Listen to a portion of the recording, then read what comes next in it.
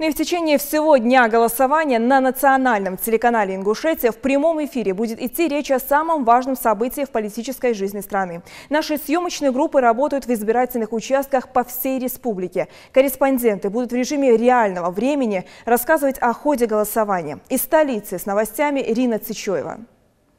На этом избирательном участке выборы начались ровно в 8 часов утра. Здесь голосуют в основном военнослужащие, которые заранее подавали заявление. Для того, чтобы выборы прошли максимально прозрачно и гладко, здесь созданы все необходимые условия. Комната матери и ребенка, место для намаза и место для общественных наблюдателей. Помимо прочего, голосовать можно только один раз. Если по каким-то причинам избиратель повторит свое голосование, то его оштрафуют на приличную сумму. Штраф за повторное голосование 30 тысяч рублей. Уже с 8 часов на этом избирательном участке свой выбор успели сделать более 100 человек.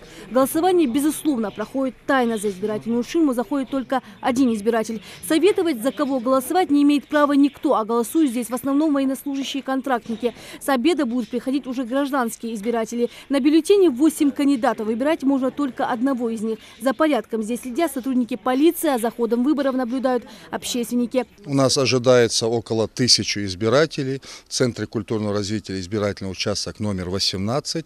Также воспитанники Центра культурного развития подготовили концертную программу, приуроченную к выборам президента России. Здесь идет тщательная проверка по спискам заявленных избирателей. Необходимую помощь в ориентировке по участку оказывают добровольцы, общественники и волонтеры. Также здесь функционирует медпункт, дежурит спасательная служба на случай необходимости. Жители республики очень серьезно отнеслись к выборам. Каждый пришел решить судьбу государства. В Нижних Ачулыках избирательный участок номер 27 открылся ровно в 8 часов по местному времени. Здесь проголосовать уже успели более 40 избирателей. Все необходимые условия здесь созданы. Комната матери и ребенка, место для намаза и отдыха. Также подготовили развлекательную часть мероприятий. Что примечательно, среди избирателей много людей пожилого возраста.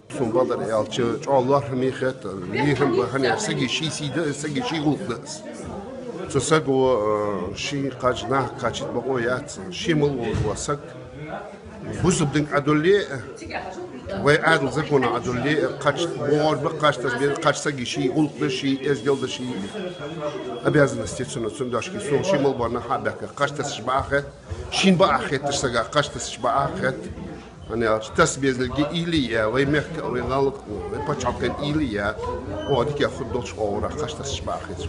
В 7 утра мы заступили на свою работу. Участок был открыт. В 8 часов начали работу по осуществлению выборов. Работа идет в штатном режиме, люди приходят. На нашем участке впервые голосующим подготовлены подарки. Тем, у кого сегодня намечается день рождения и тому, кто впервые голосует, тоже намечены подарки.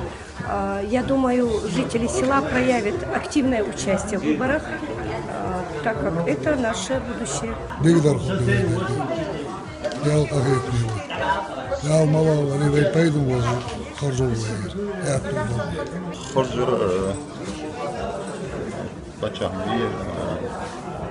دال خرج ميس وجه متأسق وهاني شيشين بقى خطر проголосовать по отдыху.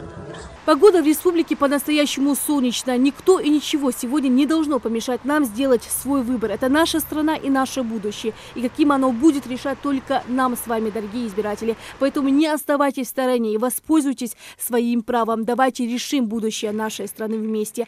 Рина Цичоева, Адам Далаков, Новости 24.